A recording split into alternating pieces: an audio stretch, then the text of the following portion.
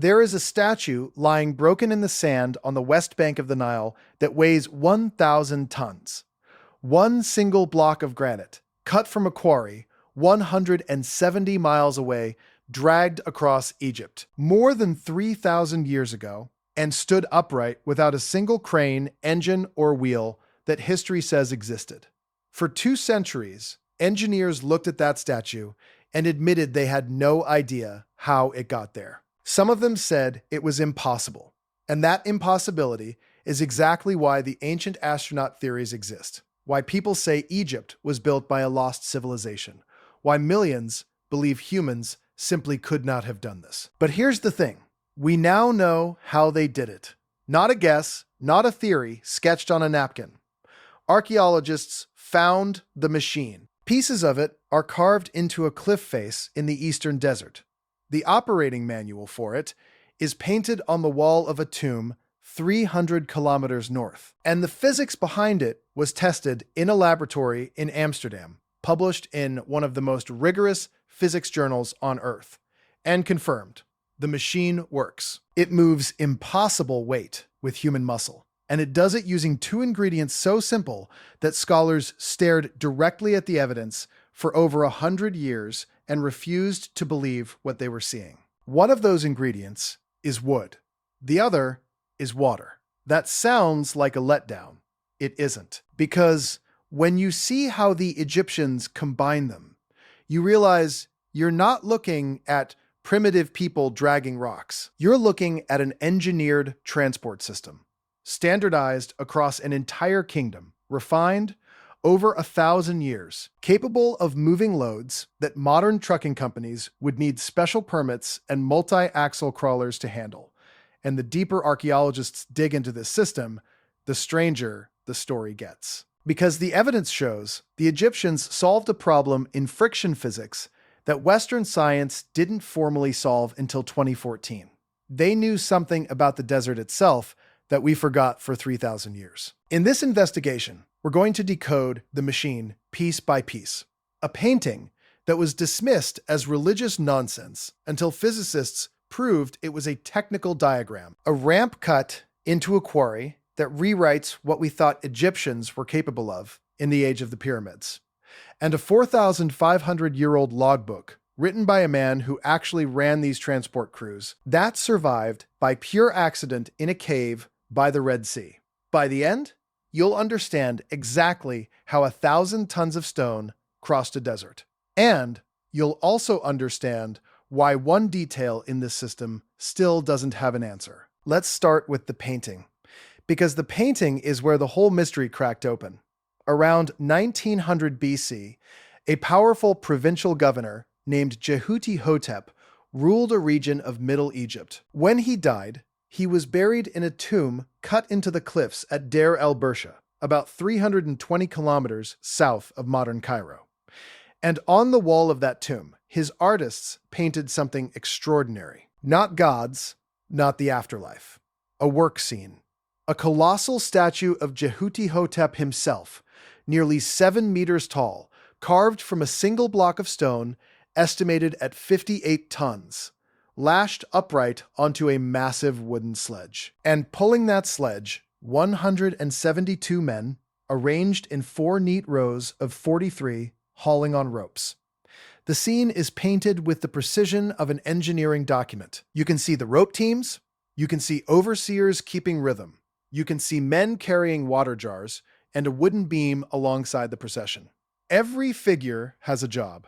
This is not mythology, this is a record. But there's one figure in this painting that broke Egyptology's brain for more than a century. Standing at the front of the sledge, right at the leading edge, where the wooden runners meet the ground, there is a single man leaning forward and pouring water onto the sand directly in the sledge's path. For decades, scholars dismissed it as symbolic. The official interpretation, repeated in textbooks and museum catalogs, was that the water pouring was a purification ritual, a ceremonial act, a priest sanctifying the ground before the sacred image of the governor passed over it. That explanation sat unchallenged for over 100 years. It sounded reasonable. Egyptians performed rituals constantly. Why wouldn't this be one of them? But that explanation has a problem. A big one. The man isn't positioned like a priest. He's positioned like a technician. He's not blessing the statue. He's not facing the crowd. He's crouched at the exact point of contact between the sledge runners and the desert floor, applying water precisely where the friction happens. If you showed this image to a mechanical engineer with no knowledge of Egypt, they would tell you in 5 seconds what they were looking at. Lubrication.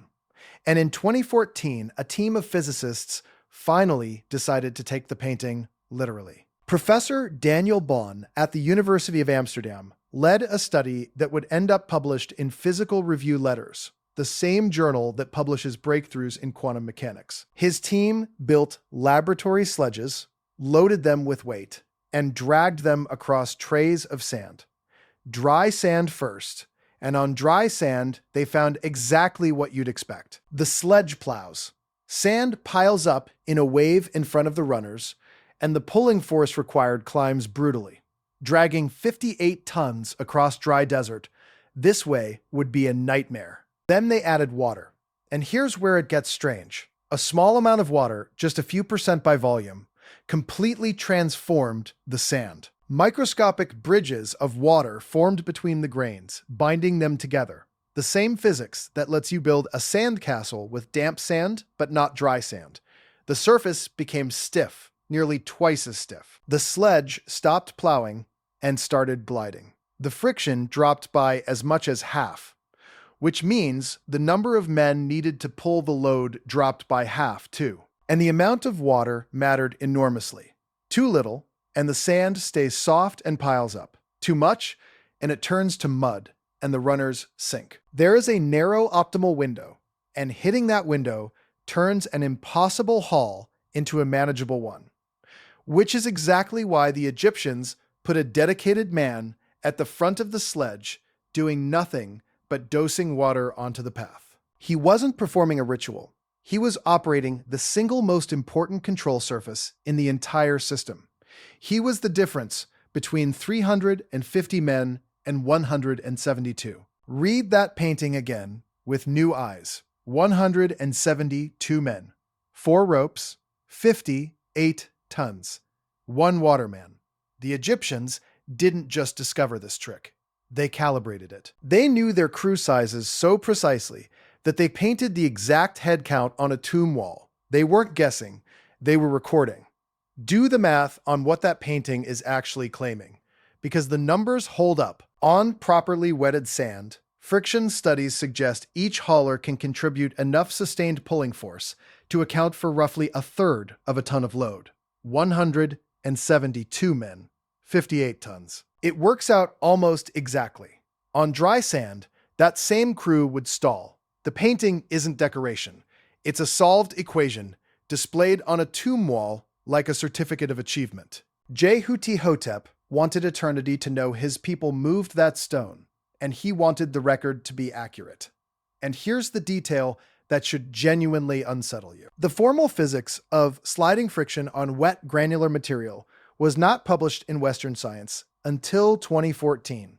The tomb of Djehutihotep was painted around 1900 BC. Egyptian work crews were exploiting capillary bridge physics 3,900 years before we wrote the equations for it. When the Amsterdam team published their results, they noted something almost embarrassing for modern science. We still don't fully understand how granular materials like sand behave.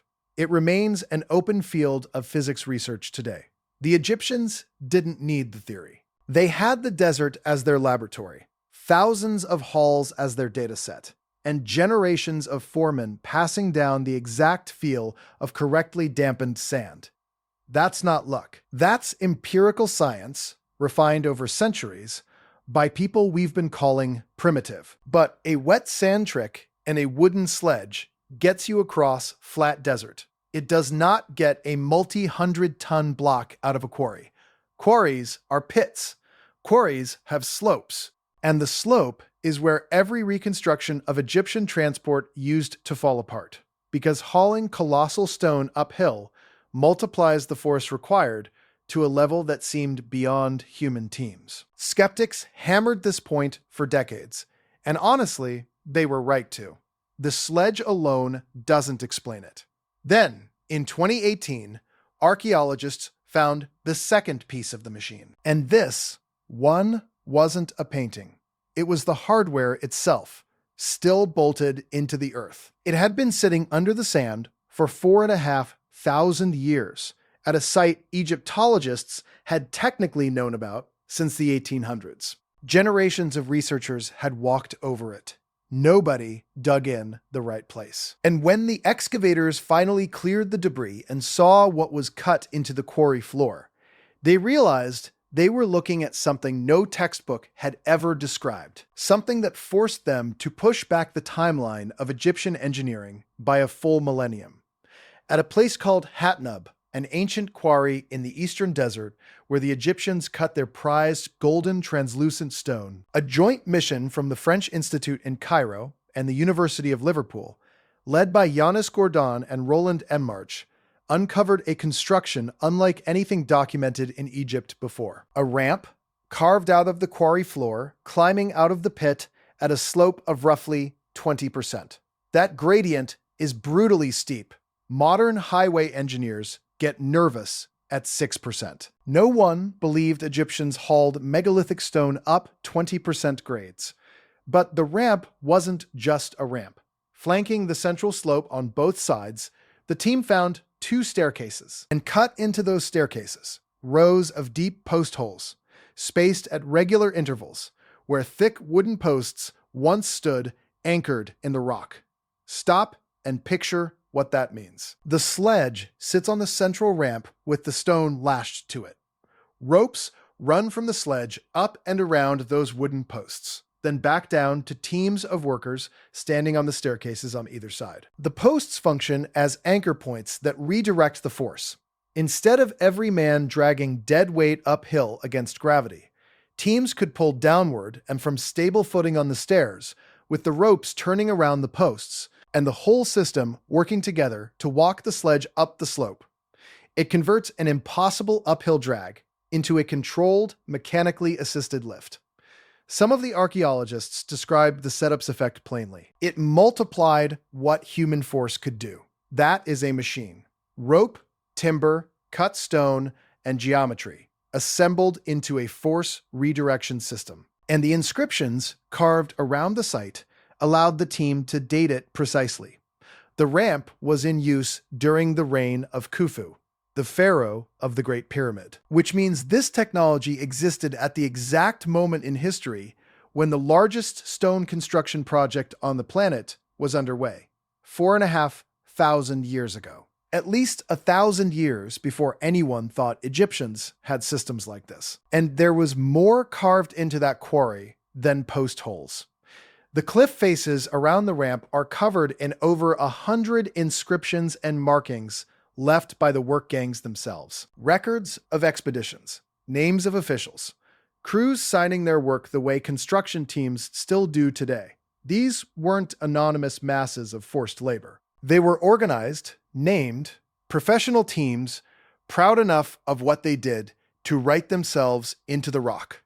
The quarry wasn't just a hole in the desert. It was a workplace with a workforce, a chain of command, and an institutional memory. And the ramp system they left behind was clearly not an experiment. It was worn, used, routine. The team's conclusion made headlines around the world because the implication was unavoidable. If this rope and post-ramp system existed under Khufu, then the central objection to the pyramids being human-built, the claim that no one could raise those stones with Bronze Age tools, collapses. The machine was real. It was standardized, and we'd simply never found one intact before, because wood rots and ramps get dismantled. Hatnub survived only because it was carved into living rock in a quarry that got abandoned and buried. If you're the kind of person who wants the actual evidence behind history's biggest mysteries instead of recycled speculation, subscribe, because every week this channel digs into another discovery exactly like this one. So now we have the sledge, the water technique, and the ramp system. Flat transport? Solved. Uphill extraction solved. But there's still a missing piece, and it's the biggest one. Distance. Because the most extreme statues in Egypt didn't travel a few kilometers from a local quarry. They crossed the entire country. And to understand how, we need to talk about two giants sitting in a field near Luxor, and a logbook that spent 4,500 years hidden in a cave, the Colossi of Memnon, two seated statues of Pharaoh Amenhotep III, built around 1350 BC. Each one stands 18 meters tall. Each one weighs an estimated 720 tons, and each one was carved from quartzite, one of the hardest stones the Egyptians ever worked, quarried at Gebel el Ahmar near modern Cairo. The distance from that quarry to where the statues stand today is 675 kilometers, 420 miles. Stand at the base of one of these statues, and the scale stops being a number. Each figure is as tall as a 6-story building. Each one is visible from over 10 miles away. The Greeks, who came here centuries later, were so overwhelmed that when an earthquake cracked the northern statue and it began emitting an eerie tone at dawn as the morning heat expanded the damaged stone, they decided it was the voice of a god, and Roman emperors traveled across the empire just to hear it. These statues have been a wonder of the world for 3,400 years. And the most incredible fact about them is the one almost no tour guide mentions. They shouldn't be here at all. Now here's the problem that has haunted this site. Several researchers have argued these blocks were too heavy for the boats of the era to carry upstream against the Nile current, which raises the staggering possibility that significant portions of the journey happened overland. Either answer is almost unbelievable. Either the Egyptians built barges capable of floating loads that would challenge a modern heavy-lift vessel, or they dragged 720 tons across hundreds of kilometers of terrain with sledges, ramps, and wet sand. The man who oversaw the operation, a royal architect named Amenhotep, son of Hapu, was so proud of it that he recorded the achievement in stone, boasting that he had transported mountains of quartzite for his king. He was not exaggerating. He literally moved small mountains. And Egypt considered him so brilliant that later generations worshipped him as a god of wisdom, not a king, a transport engineer. That is how much this civilization valued the people who ran the machine. For a long time, the water route was pure speculation. We had no documents describing how Egyptians actually organized stone transport by river. Then, in 2013, a French archaeologist named Pierre Tallet was excavating man-made caves at Wadi el-Jarf, an ancient harbor site on the Red Sea coast, when his team pulled hundreds of papyrus fragments out of the sand. They turned out to be the oldest inscribed papyri ever discovered, and among them was a logbook, a day-by-day work diary written by a middle manager named Merer, who lived under Khufu and ran a crew of about 40 men. And what was Merer's job? Hauling stone. His logbook records in his own hand week after week of the same cycle. Load fine white limestone at the quarries of Tura. Sail the blocks across the river and through a network of canals. Deliver them to the site the text calls the Horizon of Khufu.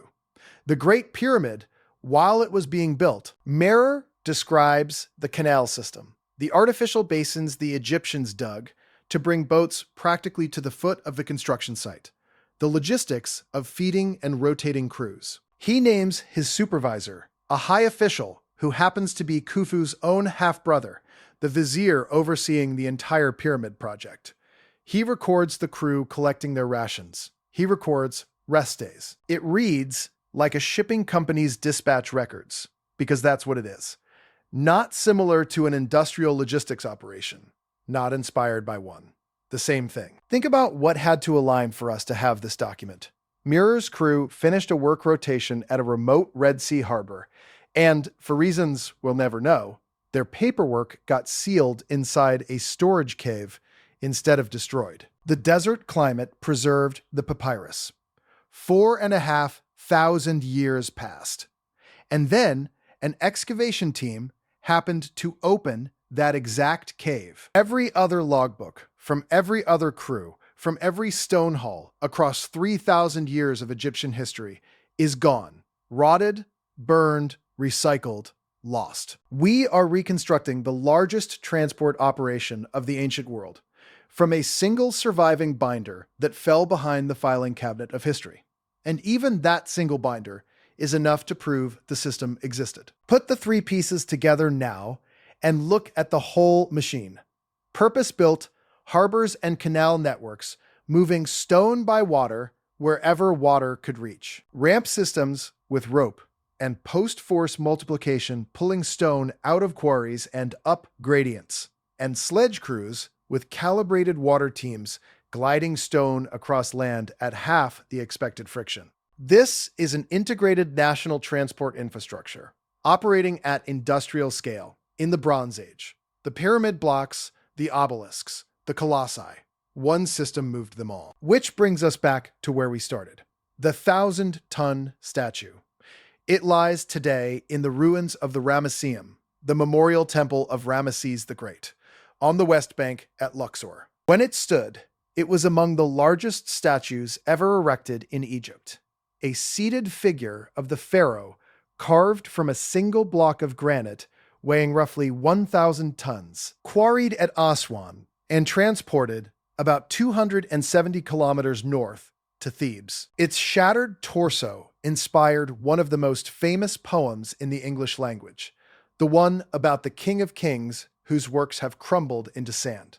The poet saw a broken relic of arrogance, but an engineer sees something else lying in that field, a payload, proof of maximum capacity, the heaviest confirmed load the machine ever successfully delivered. And we know the Egyptians tried to push even beyond that limit.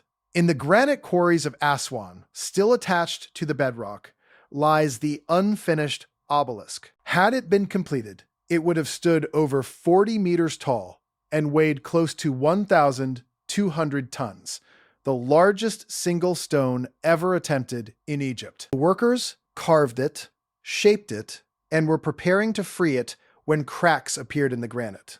They abandoned it where it lay, which tells us something crucial. The transport system wasn't the bottleneck. The stone itself was. The engineers of Egypt were prepared to move 1,200 tons. They believed the machine could handle it. The rock failed before their confidence did. Now, here's the part of this story that rarely gets told. The evidence for all of this very nearly didn't survive. The tomb of Djehutihotep, the single most important image of the transport system in existence, was attacked in the late 19th century. Vandals and stone robbers gouged the walls, and portions of the famous hauling scene were destroyed. Much of what we know about the details comes from copies made by early archaeologists who documented the tomb before the damage. If they had arrived a few decades later, the water pourer, the key to the entire friction discovery, might have been lost forever, and the 2014 study might never have happened. One painted figure on one wall in one tomb, surviving by a margin of years. That is how thin the thread of evidence is, and it makes you wonder how many other pieces of the machine were painted on walls that didn't survive. How many components we will simply never know existed. Now, does all of this prove the Egyptians had some kind of lost super technology? Let's slow down and be honest, because this is where the story deserves scrutiny. No, the machine wasn't anti-gravity. It wasn't sound levitation. It wasn't visitors from somewhere else. Every component we've covered is wood, rope, stone, water, and human muscle. And that's precisely what the archaeological record shows. Skeptics of the more extreme theories are completely right about that. Some scholars also urge caution on specific points. The exact route of the Colossi of Memnon is still debated, and some argue clever barge design and flood season timing could have handled more of the journey by water than the overland theory allows.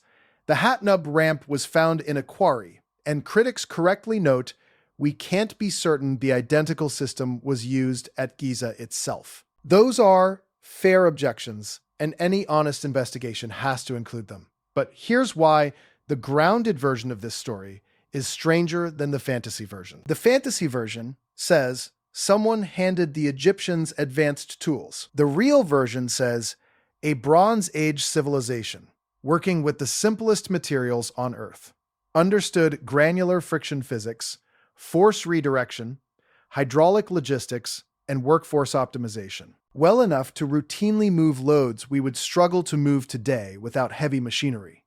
They encoded that knowledge in paintings, inscriptions, and infrastructure, and then the knowledge died completely. For roughly 3,000 years, no one on this planet knew how the Colossi moved. The Greeks didn't know. The Romans didn't know. They stood in front of the statues and invented myths about singing gods, because the truth had already been forgotten. Herodotus, the father of history himself, visited Egypt and had to rely on whatever the priests told him, and even they no longer knew. The machine outlived its own instruction manual by 30 centuries. An entire field of engineering developed, perfected, and erased until physicists in a Dutch laboratory accidentally resurrected one piece of it by finally taking an old painting seriously. And if that's true, it means our history is missing a chapter. It means the question was never whether ancient humans were capable of this. They were. The question is what else they knew that we've dismissed as ritual, as symbolism, as primitive superstition, because we couldn't imagine it being technical. The water pourer was hiding in plain sight for a century. Every Egyptologist who looked at that tomb wall saw him. Not one of them believed him. Which leaves the final question, the one that still has no answer. The sledge, the ramp, and the canals explain the journey. But at the end of every journey, a 720-ton statue had to be tilted off a sledge and raised upright onto its base. A controlled lift of catastrophic weight through an arc of 90 degrees with no crane on Earth. No painting of that operation has ever been found. No ramp for it has ever been excavated. No logbook describes it.